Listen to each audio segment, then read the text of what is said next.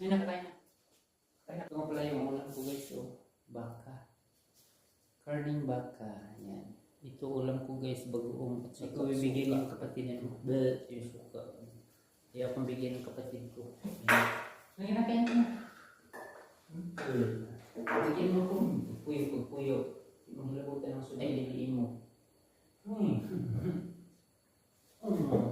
May kaulang ka na Ito. ako.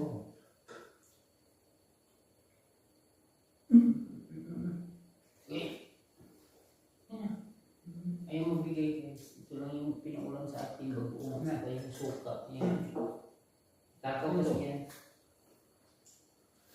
Ayun, kain mo